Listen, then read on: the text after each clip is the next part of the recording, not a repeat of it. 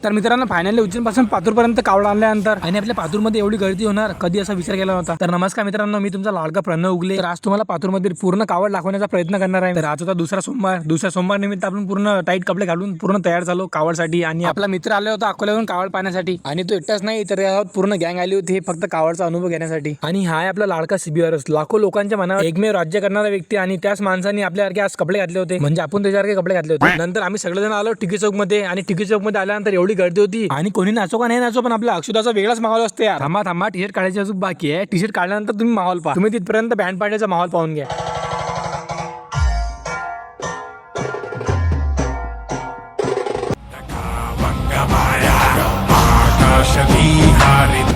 आणि हे पण आपला अक्षयदादा तायडे हा देशी बॉडी बिल्डर आहे, कित्येक वर्षाला मेहनत घेत आहे। चला मग बिल्डिंग वरच्या लोकांची संख्या मापू, लोक किती जण आले तर पण खाली पाहिल्यावर एवढी गर्दी होती की डायरेक्ट खाली आलो आणि खाली आल्यानंतर म्हटलं सीबीआरच आपल्या नाचाचं बाकी आहे बरं, आपले पुरे गँगले माहोल करा लागते। मग सीबीआरच म्हणत 5-10 मिनिटं थांब, मग जवाबून आपल्या कावडीमध्ये सीबीआरच आणि पैलवान राजीभाऊ चव्हाण सुद्धा आलेले होते आणि मंगेशदादा गाडगे यांच्यामुळे हे कावड अशक्य झाली। कारण की भाऊ सोपी नाही आहे उज्जैन पासून पातूरपर्यंत कावड आणणं, 500-600 किलोमीटरचा प्रवास आहे आणि भाऊ 500-600 किलोमीटर कावड आणल्यानंतर गावामध्ये माहोल तर करायच लागेल ना भाऊ। नंतर फायनली कावड संभाज चौक मध्ये आली, संभाज चौक मध्ये कावड आल्यानंतर सीबीआरला फॅन्स मंडळी भेटले, जेवणाचा कार्यक्रम होता आणि हे सर्व पाहण्यासाठी तुम्हाला पुढचा व्लॉग पाहावा लागेल पार्ट 2, कारण की या पार्ट मध्ये दाखवणं पॉसिबल नाही आहे। तर भेटूया नवीन पार्ट मध्ये आणि आपला व्हिडिओ कुठे गायब नाही व्हावा म्हणून त्यासाठी फॉलो करून घ्या।